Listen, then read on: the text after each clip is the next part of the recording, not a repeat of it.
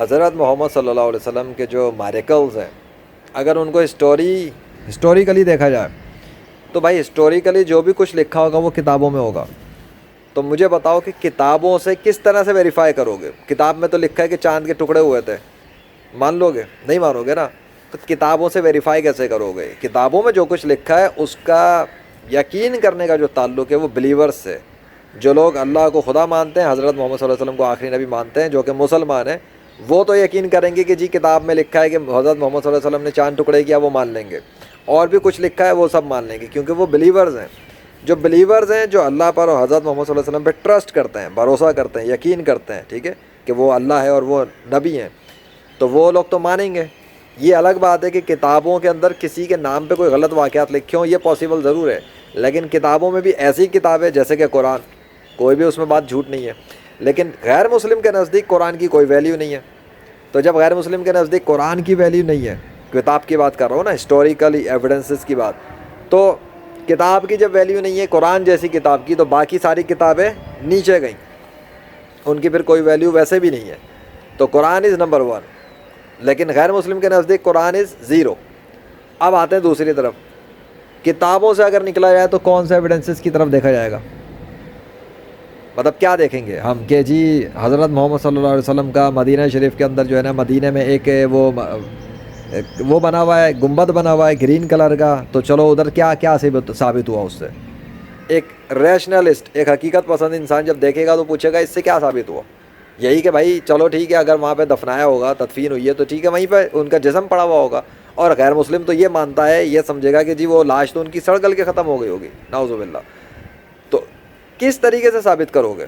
Historically ہمارے پاس جتنا بھی ریسورس اس وقت موجود ہے وہ یا تو کتابوں میں لکھے ہوئے الفاظ ہیں یا پھر ویڈیوز ہیں یوٹیوب پر. لیکن جہاں پر میریکلز کی بات آ جاتی ہے، میریکلز پھر وہی میریکلز دیکھے جائیں گے جو پریکٹیکل طور پر ہوں.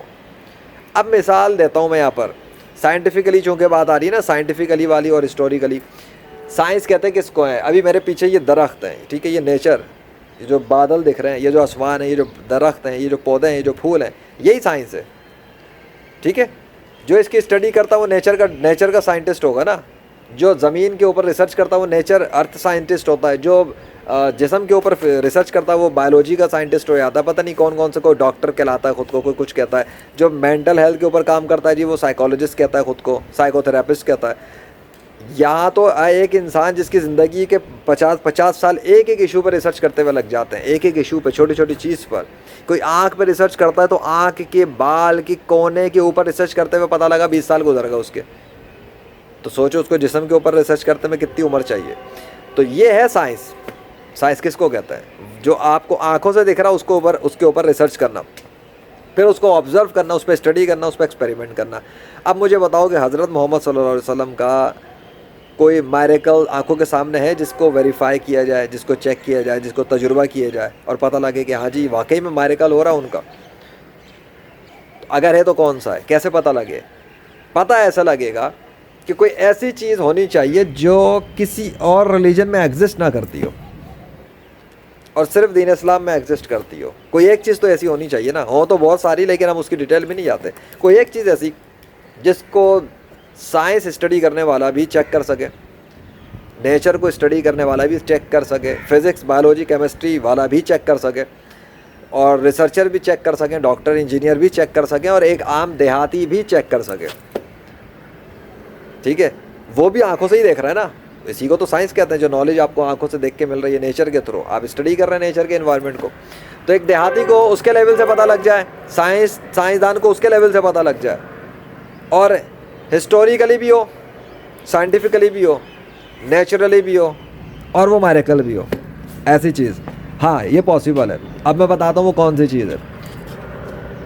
ایک انسان کا جسم اس کی موت کے بعد نیچرل کنڈیشن میں جب چھوڑ دیا جائے زمین کے اوپر، چاہے گرمی ہو، سردی ہو، آندھی ہو، طوفان ہو، کہیں بھی چھوڑ دو، نیچرل کنڈیشن میں سردی کی وجہ سے تھوڑا سا ڈیکمپوزیشن پروسیس سلو ہو سکتا ہے، لیکن سڑنا گلنا جسم شروع ہو جاتا ہے، بدبو آنا شروع ہو جاتی ہے، ختم ہونا شروع ہو جاتا ہے، اندر کے آرگن سڑنا شروع، سوکھ جاتے ہیں، ڈھانچہ بن جاتا ہے انسان. ایک وقت آتا ہے وہ ڈھانچہ بن جاتا ہے. ٹھیک ہے, سوکھ جاتا ہے نا, ختم ہونا شروع ہو جاتا ہے. کتے بلی کا جسم بھی, ایک لاش کہیں پہ سڑک پہ کنارے پہ یا کہیں سرد خانے میں یا برف میں کہیں پڑی ہو, وہ سوکھ جاتی ہے, اس میں تو کوئی شک نہیں ہے نا, سوکھنے میں تو کوئی شک نہیں ہے. اب اس سوکھنے سے بچانے کے لیے ڈیکمپوزیشن پروسیس کو سلو کرنے کے لیے کیمیکل استعمال کیے جاتے ہیں, جو کہ میڈیکل سائنس پڑھنے والے کرتے ہیں, غیر مسلم کرتے ہیں, بدھسٹ کرتے ہیں, کیتھولکس کرتے ہیں. ذرا میں ایک منٹ, تو یہ لوگ جو کیمیکل یوز کرتے ہیں یہ کیوں کرتے ہیں کہ اس ڈیکمپوزیشن پروسیس کو روکا جائے. روک تو وہ نہیں سکتے, لیکن وہ لاشوں پہ ممیز دیکھی ہوں گی نا, ممیفیکیشنز کرتے ہیں, کیمیکلز لگاتے ہیں, امبالمنگ کرتے ہیں, مختلف ٹرمز ہیں, ان کے نامز ہیں. تو یہ لوگ اس کو یوز کرتے ہیں, اپنے ڈھانچوں کے اوپر استعمال کرتے ہیں, ان پہ ویکسنگ کرتے ہیں. اس پہ میں نے ویڈیو بنائی بھی ہیں. تو یہ لوگ کیا کرتے ہیں, نیشنل جیوگرافک نے اس پہ پروگرام بھی کیا تھا, کیتھولک کے اوپر دکھایا تھا کہ کس طرح ان کا مینولی ڈاکٹرز اور یہ ان کے جو ریلیجیس لیڈرز ہوتے ہیں نا, یہ مل کے یہ کام کرتے ہیں, اور پھر ان ممیز کو ڈسپلے پہ لگاتے ہیں اور عوام کو دکھاتے ہیں, اور پھر عوام کو بیوقوف بناتے ہیں. وہ یہ کہتے ہیں کہ یہ خدا نے کیا ہے, خود کام کرتے ہیں پھر خدا پہ تھوپ دیتے ہیں, جھوٹ بولتے ہیں, دھوکہ دیتے ہیں عوام کو. تو یہ ڈیکمپوزیشن پروسیس انسان کی باڈی پر اپلائی ہوتا ہے, ہر انسان پر جو مر جاتا ہے. ایکسیپشن صرف ایک ہے, وہ یہ ہے کہ حضرت محمد صلی اللہ علیہ وسلم کو آخری نبی ماننے والے جتنے بھی نیک مسلمان ہیں, یعنی کہ اچھے مسلمان, ان سب کی جسم ان کی موت کے بعد سڑنے گلنے سے محفوظ رہتا ہے نیچرل کنڈیشن میں, چاہے گرمی کا موسم ہو, چاہے سردی کا موسم ہو, چاہے غذا ہو, چاہے بہار ہو. وہی جو 4 ویدر سنائے جاتے ہیں نا, سردی, گرمی, خزاں, بہار, نہیں سڑتے, نہیں خراب ہوتے, خون بھی خراب نہیں ہوتا. بہت سارے ایسے کیسز مل چکے ہیں, بہت سارے ایسی لاشیں نکلی ہیں جسم قبروں سے نکلی ہیں, ان کے جسم کے اندر خون بھی تر و تازہ ہے, جسم بھی تر و تازہ ہے, ہیلدی ہے, ویلدی ہے. انڈیا کے اندر لاشیں نکلی, پاکستان میں کئی لاشیں نکلی, افغانستان کے اندر لاشیں نکلی, غزہ کے اندر لاشیں نکلی. یہ مطلب لاشوں کے انبار ہیں, ہزاروں نہیں لاکھوں لاشیں اس وقت زمین کے اندر ہیں تر و تازہ کنڈیشن میں, وداؤٹ اینی ڈیکمپوزیشن. اور قبریں کھلتی ہیں کبھی بارش سے, آندھی سے, طوفان سے, تو وہ اکھڑتی ہیں, یا جہاں سے اللہ ان کو نکالتا ہے. نیچر کا کنٹرول تو اللہ کے ہاتھ میں ہے نا, وہ کہیں سے بھی نکال دیتا لاشیں جہاں سے چاہتا ہے, پھر لوگ وٹنس کرتے ہیں. تو یہ فنومینا نہیں ہے کوئی ایسا کہ جس کو آپ ڈینائی کر سکیں. اس پہ لاکھوں مسلمانوں نے اور غیر مسلموں نے آنکھوں سے وٹنس کی ہوئی ہیں ایسی لاشیں. بہت سارے لوگ تو کلمہ پڑھ کے اسلام میں داخل ہو چکے ہیں صرف اس نشانی سے. سو یہ سائنٹیفکلی بھی ہے, کوئی بھی سائنس اسٹڈی کرنے والا اس پہ ریسرچ کر سکتا ہے, اسٹڈی کر سکتا ہے, نیچر کے اسٹڈی کرنے والا کر سکتا ہے, دیہاتی اس پہ ریسرچ کر سکتا ہے. ریسرچ تو خیر کیا ہے, سب کچھ ہوا ہے, اب تو سب کچھ آرگنائز ہو چکا ہے. اس میں میری کتاب موجود ہے, life after death, fresh dead bodies, آپ وہ اسٹڈی کر لو, آپ فری ڈاؤن لوڈ کر کے پڑھ سکتے ہو. ٹھیک ہے, آپ جا کے گوگل پہ لکھ دو life after death, fresh dead bodies, اور اگر میرا نام لکھ دینا ذیشان ارشد, انشاءاللہ آپ کو کتاب مل جائے گی. تو وہ بک اسٹڈی کر لو. rightfulreligion.com ویب سائٹ ہے, وہاں پہ جاؤ, فریش ڈیڈ باڈی کا پورا سیکشن موجود ہے, ریسرچ ساری ڈیٹیل وغیرہ ایویڈنسز جمع کر دی ہیں, جا کے اسٹڈی کرو. اچھا, اب تھوڑا سا تعلق میں حضرت محمد صلی اللہ علیہ وسلم کے ساتھ اس کو جوڑ کے بتا دیتا ہوں کنکلوژن کرنے کے لیے.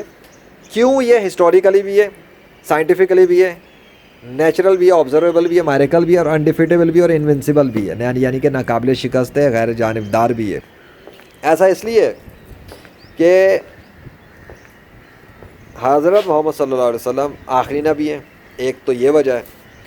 ان کا اپنا جسم جو ہے, انہوں نے اپنی زندگی میں ہی دعویٰ کر دیا تھا کہ اللہ نے بتا دیا تھا, انہوں نے اپنے صحابہ کرام کو, جو ان کے شاگرد تھے اس وقت, جو ان کے سپورٹر تھے, دوست وغیرہ, ان کو بتایا تھا کہ اللہ نے زمین پہ حرام کیا ہے کہ وہ نبیوں کے جسموں کو کھائے, یعنی زمین نہیں خراب کرے گی ان کے جسم.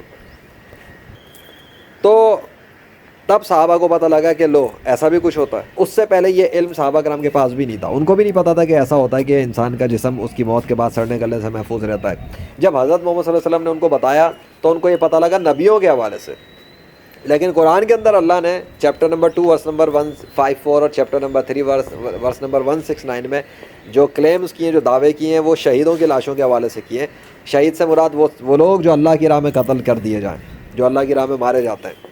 تو وہ لوگ جو اللہ کے لیے کام کر رہے ہیں, دین اسلام کے لیے کام کر رہے ہیں, یعنی کہ اللہ کے لیے مخلص ہو کے کام کر رہے ہیں, انہیں جب لوگ قتل کر دیتے ہیں, جیسے غیر مسلم مار دیتے ہیں, یا لوگ حسد میں ان کو قتل کر دیتے ہیں, ہوتا ہے ماضی میں بھی, تو پھر اللہ کیا کرتا ہے, ان کی لاشوں کو بھی زندہ رکھتا ہے.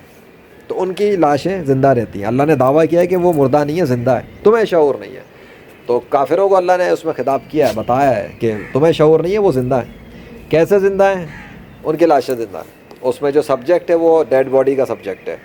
حضرت محمد صلی اللہ علیہ وسلم نے نبیوں کے حوالے سے بتا دیا, اللہ نے اپنی راہ میں قتل ہونے والوں کے حوالے سے بتا دیا. کنیکشن یہ بنا کہ حضرت محمد صلی اللہ علیہ وسلم کا جسم وہ لیڈر ہیں, تمام انسانوں کے سردار بھی ہیں اللہ کے فضل سے, وہ اور ان کے تمام نیک مسلم پیروکار جو ان کے سچے ماننے والے ہیں, ان سب کی لاشیں ان کی انتقال کے بعد تر و تازہ حالت میں رہتی ہیں. اور دوسری بات یہ کہ آدم علیہ السلام سے لے کر حضرت محمد صلی اللہ علیہ وسلم تک جتنے بھی نبی گزرے ہیں اور ان کے تمام نیک پیروکار جو گزرے ہیں, کیونکہ سب کے سب مسلمان تھے, تمام نبی مسلمان تھے, ان کے پیروکار بھی مسلمان تھے جو اصلی ان کے ماننے والے تھے, تو وہ نبی جو پچھلے گزرے وہ ان سب کی جو جسم ہے ان کی قبروں میں تر و تازہ حالت میں موجود ہیں, اور ان کے ماننے والے تمام نیک مسلم جو تھے ان کی بھی لاشیں, ان کی جو ہے لاشیں وہ بھی تر و تازہ حالت میں موجود ہیں. اگر کسی نے مینولی اس کو ڈیمیج نہ کیا ہو, کیونکہ اگر کسی مسلمان کی لاش تر و تازہ حالت میں ملے تو کوئی انسان اس کو ڈیمیج کر سکتا ہے مینولی, آگ سے جلا دے, کاٹ دے, ٹکڑے کر دے. وہ تو پروٹیکشن اللہ نے زندگی میں بھی نہیں کی. کوئی بھی شہید کو کچھ بھی کر سکتا ہے میدان جنگ میں, تو اس کی موت کے بعد کیا, لیکن اگر کوئی اسے کچھ نہ کرے, نیچرل کنڈیشن میں چھوڑ دے, تو نیچرل کنڈیشن میں وہ خراب نہیں ہوگا. یہ میں نے بتا دیا ہے, سمپل سا ایک فارمولہ بتا دیا, طریقہ بتا دیا کہ یہ چیز ہے بھائی, یہ ہے وہ سائن, دس از دا انڈینائبل سائن. آپ ہسٹوریکلی اس کے اوپر آپ اسٹڈی کریں, آپ کو بہت ہسٹوریکل ایویڈنسز ملیں گے, ہسٹوریکل اسٹوریز ملیں گی, 21ویں صدی میں بہت سارے ویڈیو فوٹیجز مل جائیں گے, کیونکہ یہ تو سائنس اور ٹیکنالوجی کا دور ہے. یہاں تو اب کیمروں پہ ریکارڈ ہو جاتی ہیں بہت سی چیزیں, تو یہ ڈیٹیل آپ کو مل جائے گی ساری انشاءاللہ. اور باقی سائنٹیفکلی تو اب اس میں کیا رہ گیا ہے, سائنس کے لیے کوئی ریسرچ پیپر تھوڑی چاہیے, کہ اس کے لیے کسی سائنسدان کی محتاج ہی نہیں ہے.